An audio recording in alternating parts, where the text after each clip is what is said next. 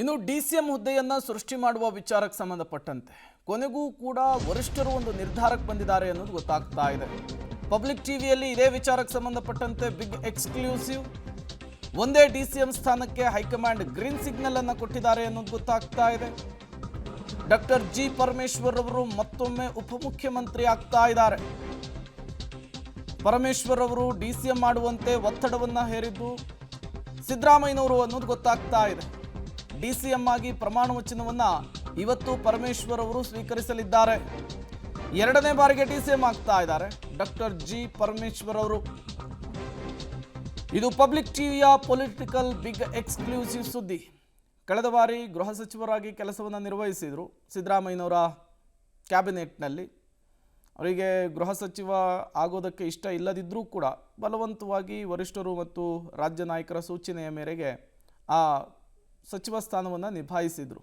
But ಈ ಬಾರಿ ಶತಾಯಗತಾಯ DCM ಆಗಲೇಬೇಕು ಅಂಥೇಳಿ ಪಟ್ಟನ್ನು ಹಿಡಿದಿದ್ರು. ಜೊತೆಗೆ CM ರೇಸ್ನಲ್ಲಿ ಡಾಕ್ಟರ್ ಜಿ ಪರಮೇಶ್ವರ್ ಅವರ ಹೆಸರು ಕೂಡ ಇತ್ತು. ಕೊನೆ ಕ್ಷಣದವರೆಗೂ ಕೂಡ ಸಿದ್ದರಾಮಯ್ಯನವರು ನನ್ನನ್ನು ಕೆಳಗಿಳಿಸೋದಾದರೆ ದಲಿತ CM ಅನ್ನು ಮಾಡಿ ಅನ್ನುವಂತಹ ಒಂದು ಕಾರ್ಡನ್ನು ಕೂಡ ಪ್ಲೇ ಮಾಡಿದರು. ಬಟ್ ಈಗ ಸಿದ್ದರಾಮಯ್ಯನವರ ಪಟ್ಟು ಹಿಡಿದಿರುವಂತಹ ಪರಿಣಾಮ DK ಶಿವಕುಮಾರ್ ಅವರು CM ಆದರೆ DCM ಆಗಿ ಇವತ್ತು ಪರಮೇಶ್ವರ್ ಅವರು ಪ್ರಮಾಣ ವಚನವನ್ನು ಸ್ವೀಕರಿಸೋದು ಬಹುತೇಕ ಫಿಕ್ಸ್ ಆದಂತೆ ಕಾಣಿಸ್ತಾ ಇದೆ. ಅಧಿಕೃತ ಘೋಷಣೆಯೊಂದೇ ಬಾಕಿ ಇರುವಂಥದ್ದು. ಹಾಗಾದರೆ DK ಶಿವಕುಮಾರ್ ಅವರ ಜೊತೆಗೆ ಪ್ರಮಾಣ ವಚನ ಸ್ವೀಕರಿಸುವಂತಹ ಶಾಸಕರುಗಳು ಯಾರ್ಯಾರು, ಸಚಿವರಾಗಿ ಯಾರಿಗೆಲ್ಲ ಅದೃಷ್ಟ ಕೊಲಾಯಿಸ್ತಾ ಇದೆ? ಪಬ್ಲಿಕ್ ಟಿವಿಯಲ್ಲಿ ಪೊಲಿಟಿಕಲ್ ಬಿಗ್ ಎಕ್ಸ್ಕ್ಲೂಸಿವ್ ಕ್ಯಾಬಿನೆಟ್ ವಿಚಾರಕ್ಕೆ ಸಂಬಂಧಪಟ್ಟಂತೆ 10 ರಿಂದ 11 ಶಾಸಕರು ಇವತ್ತು ಸಚಿವರಾಗಿ ಪ್ರಮಾಣ ವಚನವನ್ನು ಸ್ವೀಕರಿಸುವ ಸಾಧ್ಯತೆ ಇದೆ.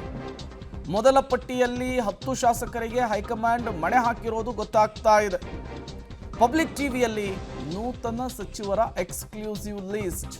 ಹಾಗಾದರೆ ಯಾರ್ಯಾರ ಹೆಸರಿದೆ, ಯಾವ್ಯಾವ ಮಾನದಂಡವನ್ನು ಕನ್ಸಿಡರ್ ಮಾಡಲಾಗಿದೆ, ಜಾತಿವಾರು, ಪ್ರಾದೇಶಿಕವಾರು, ಜೊತೆಗೆ ಸಿದ್ದರಾಮಯ್ಯನವರ ಕ್ಯಾಂಪ್ನಿಂದ ಎಷ್ಟು, DK ಶಿವಕುಮಾರ್ ಅವರ ಕ್ಯಾಂಪ್ನಿಂದ ಎಷ್ಟು, ಜೊತೆಗೆ ವರಿಷ್ಠರ ಮಟ್ಟದಲ್ಲಿ ಸೇರ್ಪಡೆಯಾದಂಥ ಹೆಸರುಗಳೇನು, ಎಲ್ಲದರ ಡೀಟೇಲ್ಸನ್ನು ನಾವು ನಿಮ್ಮ ಮುಂದೆ ಇಡ್ತಾ ಇದ್ದೀವಿ.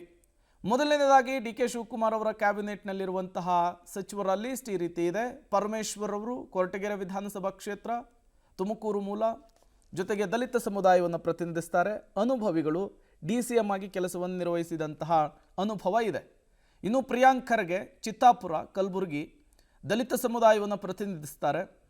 AICC ಅಧ್ಯಕ್ಷ ಮಲ್ಲಿಕಾರ್ಜುನ್ ಖರ್ಗೆ ಅವರ ಪುತ್ರ. ಸಿದ್ದರಾಮಯ್ಯನವರ ಕ್ಯಾಬಿನೆಟ್ನಲ್ಲಿ ಗ್ರಾಮೀಣಾಭಿವೃದ್ಧಿ ಸಚಿವರಾಗಿ, IT-BT ಸಚಿವರಾಗಿ ಕೆಲಸವನ್ನು ನಿರ್ವಹಿಸಿದರು. ದಲಿತ ಕೋಟಾದಡಿಯಲ್ಲಿ ಇವರಿಗೆ ಅವಕಾಶ ಸಿಗ್ತಾ ಇರುವಂಥದ್ದು. ಇನ್ನು KH ಮುನಿಯಪ್ಪ, ದೇವನಹಳ್ಳಿ ವಿಧಾನಸಭಾ ಕ್ಷೇತ್ರ, ದಲಿತ ಸಮುದಾಯ, ಕಾಂಗ್ರೆಸ್ನ ಕಟ್ಟಾಳು, ವರಿಷ್ಠರ ಜೊತೆಗೂ ಕೂಡ ನಂಟನ್ನು ಇಟ್ಕೊಂಡಿರುವಂತಹ ವ್ಯಕ್ತಿ. ಜೊತೆಗೆ ಹಿರಿಯರಿದ್ದಾರೆ, ಅನುಭವಿಗಳಿದ್ದಾರೆ. ಸಿದ್ದರಾಮಯ್ಯನವರ ಕ್ಯಾಬಿನೆಟ್ನಲ್ಲಿ ಆಹಾರ ಸಚಿವರಾಗಿ ಕೆಲಸವನ್ನು ನಿರ್ವಹಿಸಿರುವಂತಹ ಅನುಭವ ಇದೆ.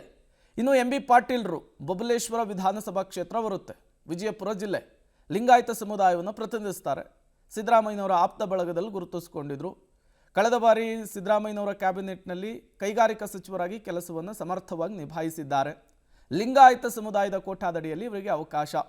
KJ ಜಾರ್ಜ್ ಬೆಂಗಳೂರಿನ ಸರ್ವಜ್ಞ ನಗರ ವಿಧಾನಸಭಾ ಕ್ಷೇತ್ರದ ಶಾಸಕರು, ಕ್ರಿಶ್ಚಿಯನ್ ಸಮುದಾಯ, ಜೊತೆಗೆ ವರಿಷ್ಠರ ಜೊತೆಗೆ ಆಪ್ತತೆ ನಂಟನ್ನು ಹೊಂದಿರುವಂತಹ ವ್ಯಕ್ತಿ, ಜೊತೆಗೆ ಅನುಭವ ಇದೆ. ಸಿದ್ದರಾಮಯ್ಯನವರ ಕ್ಯಾಬಿನೆಟ್ನಲ್ಲಿ ಇಂಧನ ಸಚಿವರಾಗಿ ಕೆಲಸವನ್ನು ನಿರ್ವಹಿಸಿದರು.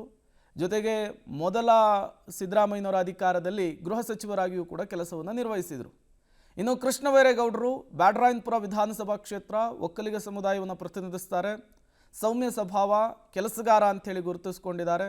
ಸಿದ್ದರಾಮಯ್ಯನವರ ಕ್ಯಾಬಿನೆಟ್ನಲ್ಲಿ ಕಂದಾಯ ಸಚಿವರಾಗಿ ಕೆಲಸವನ್ನು ನಿರ್ವಹಿಸಿದರು. ಮತ್ತೊಮ್ಮೆ ಅವರಿಗೆ ಅವಕಾಶವನ್ನು ಕಲ್ಪಿಸಿಕೊಡಲಾಗಿದೆ.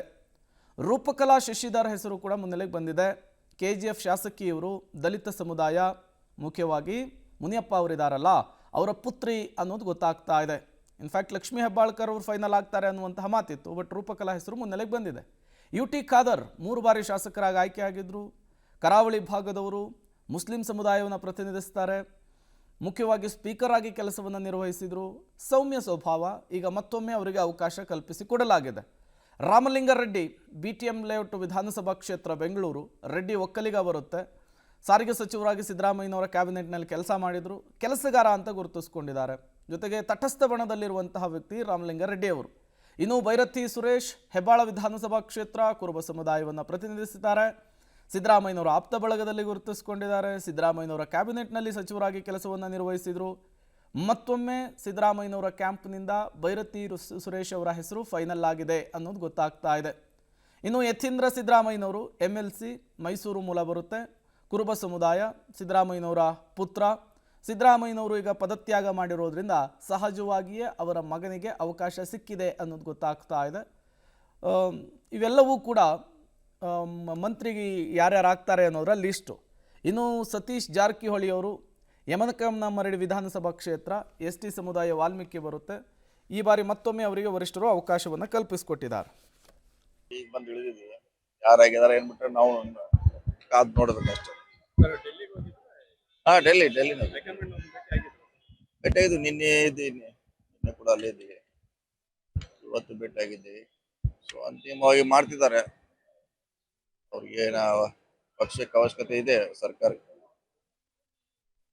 ಹೋಗಿ ಇನ್ನೂ ಅಂತಿಮ ಹಂತದಲ್ಲಿದೆ, ಬಹುಶಃ ಮಾಡ್ಬೋದು. ಇನ್ನೊಂದು ರಾತ್ರಿ ಆಗ್ಬೋದು ಅಥವಾ ಬೆಳಗ್ಗೆ ಆಗ್ಬೋದು, ಗೊತ್ತಿಲ್ಲ. ನಮಗೆ ಗೊತ್ತಿಲ್ಲ ಅಂತ ಹೇಳಿದ್ರೆ ನಮಗೆ ಗೊತ್ತಿಲ್ಲ. ಅದು ನಾಳೆವರೆಗೆ ವೇಟ್ ಮಾಡ್ಬೇಕು, ಬರ್ಬೇಕಲ್ಲ ಅಲ್ಲಿಂದ ಅಧಿಕೃತ ಬಂದ್ಮೇಲೆ ಅವಾಗೇನೆ ಕನ್ಫರ್ಮ್. ಅಲ್ಲಿವರೆಗೆ ಸಿದ್ಧಪಡಿಸಿರುವಂತಹ ಸಚಿವರ ಅಂತಿಮ ಪಟ್ಟಿಯಲ್ಲಿ ಖಾದರ್ ಅವರ ಹೆಸರಿದೆ ಅಂತ ತಮಗೆ ಏನಾದರೂ ಮಾಹಿತಿ ಬಂದಿದೆಯಾ? ಹೇಗೆ? ನನಗೆ ಯಾವುದೇ ಮಾಹಿತಿ ಇಲ್ಲ. ನಾನು ಸ್ಪೀಕರ್ ಆಗಿ ಇದ್ದೇನೆ. ಸಚಿವರಾಗುವ ಯಾವುದೇ ರೀತಿ ಮಾಹಿತಿಗಳು ಬಂದಿಲ್ಲ.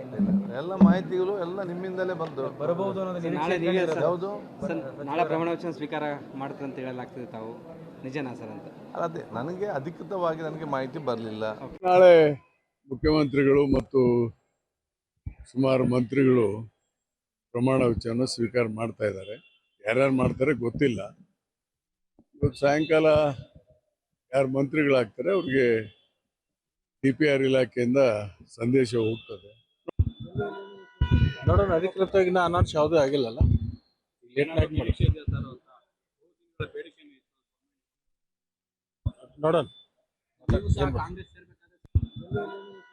ನೋಡೋಣ, ಅಧಿಕೃತವಾಗಿ ಅನೌನ್ಸ್ ಯಾವುದೂ ಆಗಿಲ್ಲಲ್ಲ. ಡೆಲ್ಲಿಗೆ ಹೋಗಿದ್ವಿ, ಎಲ್ಲ ಮೀಟಿಂಗು. ಮಧ್ಯಾಹ್ನ ಮೇಲೆ ರಾಹುಲ್ ಗಾಂಧಿ ಅವರು ಸಾಹೇಬ್ರದ್ದು, ನಮ್ಮ ಮುಂದೆ CM ಆಗೋರು, ಹಾಲಿ CM ಕೊಂಡ್ರುಗಳೆಲ್ಲ ಮೀಟಿಂಗ್ ಮಾಡಿದ್ದಾರೆ. ಇವತ್ತು ನೈಟು ಮೋಸ್ಟ್ಲಿ ಅನೌನ್ಸ್ ಆಗ್ಬೋದು.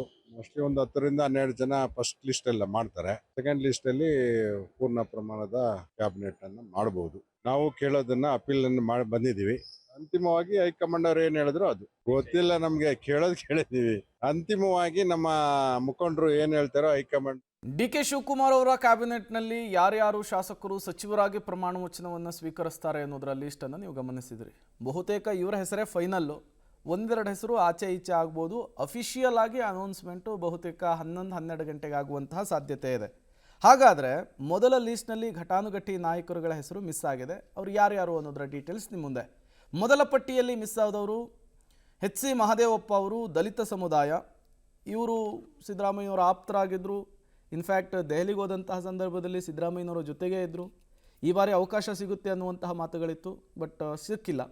ಇನ್ನು HK ಪಾಟೀಲರು ಲಿಂಗಾಯತ ಸಮುದಾಯ, ಕಳೆದ ಬಾರಿ ಕಾನೂನು ಮತ್ತು ಸಂಸದೀಯ ಸಚಿವರಾಗಿ ಕೆಲಸವನ್ನು ನಿರ್ವಹಿಸಿದರು. ಹಿರಿತನದ ಆಧಾರದ ಮೇಲೆ ಇವರಿಗೆ ಅವಕಾಶ ಸಿಗಬಹುದು ಅಂತಿತ್ತು, ಬಟ್ ಮೊದಲ ಪಟ್ಟಿಯಲ್ಲಿ ಇವರ ಹೆಸರು ಕೂಡ ಮಿಸ್ ಆಗಿದೆ.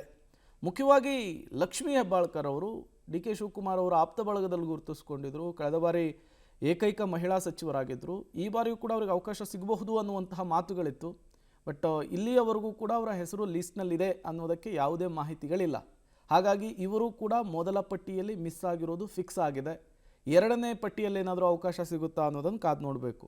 ಇನ್ನು ಈಶ್ವರ್ ಖಂಡ್ರೆ ಹೆಸರು ಕೂಡ ಮಿಸ್ ಆಗಿದೆ. ಲಿಂಗಾಯತ ಸಮುದಾಯವನ್ನು ಪ್ರತಿನಿಧಿಸ್ತಾರೆ.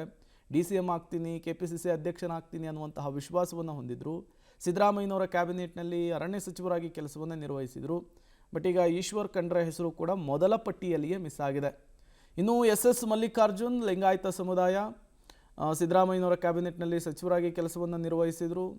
ಈ ಬಾರಿ ಅವರಿಗೆ ಅವಕಾಶ ಸಿಗಬಹುದು ಮಧ್ಯ ಕರ್ನಾಟಕ ಭಾಗದ ಕೋಟಾದಡಿಯಲ್ಲಿ ಅನ್ನುವಂತಹ ಮಾತಿತ್ತು, ಬಟ್ ಅವಕಾಶವನ್ನು ಕಲ್ಪಿಸಿಕೊಟ್ಟಿಲ್ಲ. ಎರಡನೇ ಪಟ್ಟಿಯಲ್ಲೇನಾದರೂ ಹೆಸರಿರುತ್ತಾ ಗೊತ್ತಿಲ್ಲ. ಇನ್ನು MC ಸುಧಾಕರ್ ಒಕ್ಕಲಿಗ ಸಮುದಾಯ, ಸಿದ್ದರಾಮಯ್ಯನವರ ಕ್ಯಾಬಿನೆಟ್ನಲ್ಲಿ ಸಚಿವರಾಗಿ ಕೆಲಸವನ್ನು ನಿರ್ವಹಿಸಿದರು. ಈ ಬಾರಿ ಅವರ ಹೆಸರು ಕೂಡ ಮೊದಲ ಪಟ್ಟಿಯಲ್ಲಿಲ್ಲ ಅನ್ನೋದು ಗೊತ್ತಾಗ್ತಾ ಇದೆ. ಸಹಜವಾಗಿಯೇ ಸಚಿವ ಸ್ಥಾನವನ್ನು ಉಳಿಸ್ಕೊಳ್ಳೋದಕ್ಕಾಗಿ ನಾನಾ ರೀತಿಯ ಪ್ರಯತ್ನಗಳು ಈ ಮೊದಲ ಪಟ್ಟಿಯಲ್ಲಿ ಮಿಸ್ ಆದವ್ರ ಕಡೆಯಿಂದ ಆಗಿತ್ತು. ಇನ್ನು ಜಮೀರ್ ಅಹಮದ್ ಖಾನ್ ಮುಸ್ಲಿಂ ಸಮುದಾಯ ಚಾಮರಾಜಪೇಟೆ ವಿಧಾನಸಭಾ ಕ್ಷೇತ್ರ ಆಡಿಯೋ ವೈರಲ್ ಆಗಿತ್ತು. ಆಡಿಯೋ ಕಾರಣದಿಂದಾಗಿ ಅವರಿಗೆ ಪೆಟ್ಟು ಬಿದ್ದಿದೆ ಅನ್ನುವಂತಹ ಮಾತುಗಳು ಕೇಳಿ ಬರ್ತಾ ಇದ್ದಾವೆ. ದಾವಣಗೆರೆ ದಕ್ಷಿಣ ಬೈ ಎಲೆಕ್ಷನ್ನಲ್ಲಿ ಪಕ್ಷ ವಿರೋಧಿ ಚಟುವಟಿಕೆ ಮಾಡಿರುವಂತಹ ಕಾರಣಕ್ಕಾಗಿ ಅವರಿಗೆ ಮೊದಲ ಪಟ್ಟಿಯಲ್ಲಿ ಅವಕಾಶ ಸಿಕ್ಕಿಲ್ಲ ಅನ್ನೋದು ಗೊತ್ತಾಗ್ತಾ ಇದೆ. ಯು ಟಿ ಖಾದರ್ ಅವರಿಗೆ ಅವಕಾಶ ಸಿಕ್ಕಿದೆ. ಆರ್ ಬಿ ತಿಮ್ಮಾಪುರ್ ದಲಿತ ಸಮುದಾಯ, ಸಿದ್ದರಾಮಯ್ಯನವರ ಕ್ಯಾಬಿನೆಟ್ನಲ್ಲಿ ಸಚಿವರಾಗಿದ್ದವರು.